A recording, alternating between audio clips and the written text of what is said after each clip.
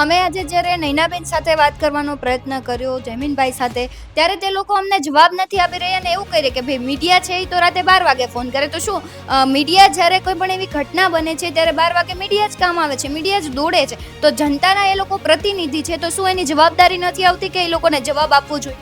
જનતાનો જવાબ દેવો જોઈએ. મીડિયા, પ્રિન્ટિંગ મીડિયા હોય કે ઇલેક્ટ્રોનિક મીડિયા હોય, એ આ દેશનું એક શાસન જ કહેવાય.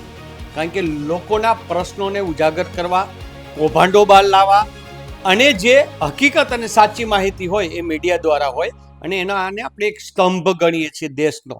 ત્યારે આ વસ્તુ બોલવી એ યોગ્ય નથી. અને સેકન્ડ વસ્તુ કે જ્યારે તમારે પ્રસિદ્ધિ જોતી હોય ત્યારે તમે મીડિયાને બોલાવો છો, મીડિયાની સામે તમે એમ કહો છો કે અમે આ કર્યું, અમે આવું કરીએ છીએ, ત્યારે તમે મીડિયાને આમંત્રણ આપો છો. અને જ્યારે તમારી ભ્રષ્ટાચારની જે ગટરમાંથી હોકરામાંથી નદી કરી દો છો અને એમાં જ્યારે મીડિયા પ્રશ્ન ઊભો કરે ત્યારે તમારે એને જવાબ નથી દેવા. અને ત્યારે જો તમે એવું બોલો કે મીડિયાને તો રાતે 12 વાગે જાગે અને અમારે જવાબ દેવો જરૂરી નથી, તો એને જાહેર જીવનની વ્યક્તિ ન કહેવાય. અને જાહેર જીવનની વ્યક્તિ એટલે 24 કલાકની લોકો સાથેની નોકરી. તમે કોર્પોરેટર છો, કોર્પોરેટર તમે ચૂંટાણા છો, તમે શું કામ ચૂંટાણા? લોકોના કામ માટે.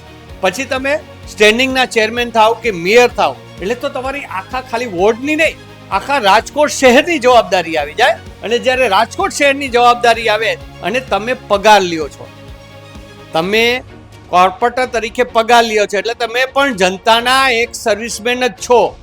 અને 24/7 તમે સ્વીકારો છો. તમે જ્યારે જનતા પાસે જાઓ છો મત લેવા ત્યારે હું 24 કલાક તમારી સેવા કરીશ એવા વચનો આપો છો. અને પછી જો આવી વાત કરતા હોય તો આ ભાજપના શાસનમાં ભાજપના લોકો હવે એવું જ માને છે કે આ પ્રજા છે એને અમને મત દેવાના, ફરજિયાત દેવાના અને અમને ચૂંટાડી જ દેવાના.